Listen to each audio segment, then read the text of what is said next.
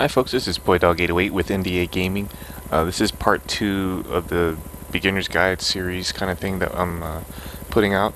I'm going to start off by telling you guys I'm not a fast rider. I'm kind of like a mid-pack rider. Um, I haven't been riding or playing the game for a while. I just got back into it again. My PC crashed. I had to reinstall everything. And what happened is that I learned a few things because I lost all my settings. The last video I was trying to explain to you, don't chase down settings because it's not going to make any sense. You have to actually develop these settings for yourselves, and it only came about because I'm starting at basic settings as well. What I'm going to do is I'm going to start teaching you guys how to better manage the bike. I guess it's you really can't teach anybody how to ride in this game. You kind of got to just put the time in and learn as you go. What I'm going to do is I'm going to push this up to 80. There's no sense in me trying to explain, how to ride this bike at 30. 30 is where I'm actually most comfortable. I was training on 20, but 30 is where I'm most comfortable. I'm going to put it at 80. That seems to be a really good starting point. 100%. Basically, the stability, the higher the stability, the more the game kind of keeps the bike upright for you. At the lower stability, you're able to lean a little more. And with that lean, you're actually able to get faster. But, of course, you have to have more control. You have to have more understanding how the game works. So, starting at 80 is a good place to start. If I was trying to show you how to ride, and I'm at 30, I'm going to look like I'm going a lot faster because I'm able to go faster.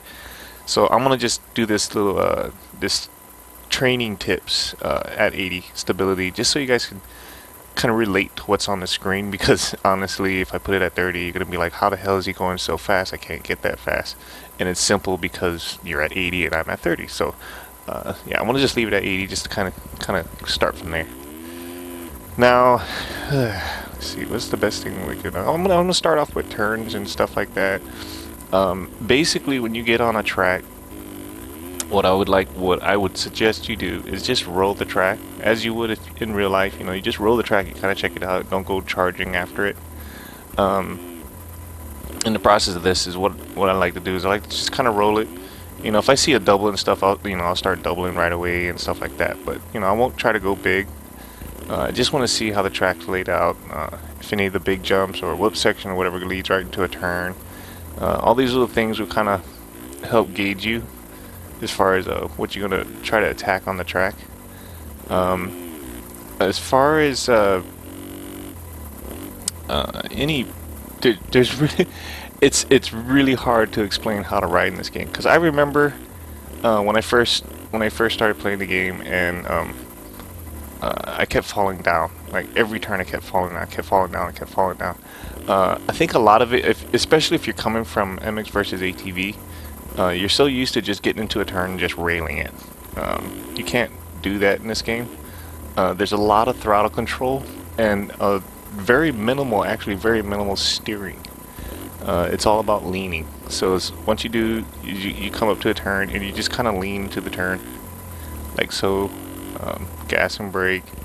It's a nice little balance between the two. So that's why I really suggest that you just take it really slow in the beginning, and eventually your speed's you're gonna develop the speed, but you gotta get that flow first. You gotta understand how the track is laid out, and you gotta understand how the bike reacts to everything. So just take things really slow and try not to overturn or overcorrect yourself. That was a big thing that one of the first things that I did when I first started playing was I overcorrected a lot. So try not to overcorrect a lot. Just try to lean. If you go over the berm, you go over the berm. It teaches you one thing, and that's you're going too fast into the turn. So slow down. What's another good thing about turning? I'm not really sure. That's pretty much it. I mean, when you're coming into a turn, you brake.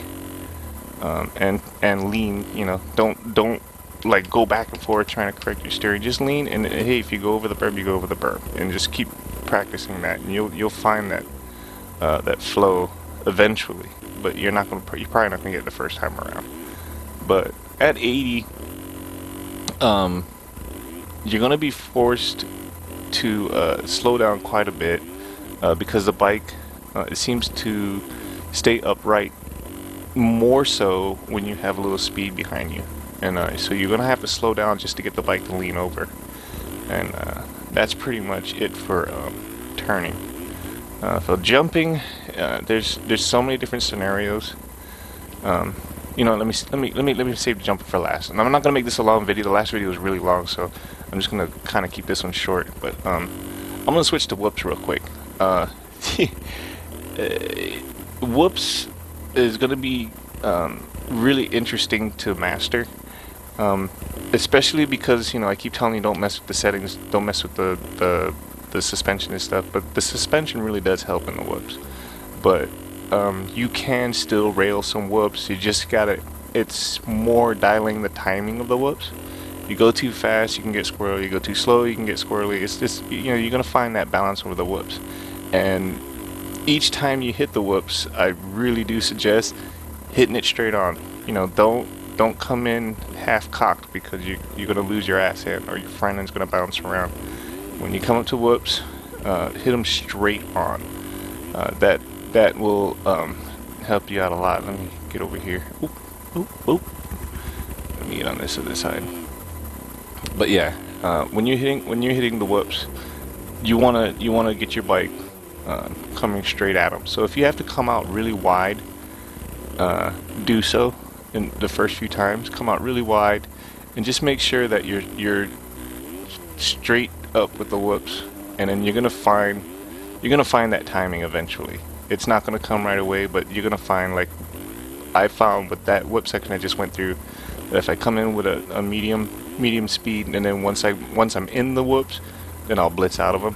This section is a little bit longer.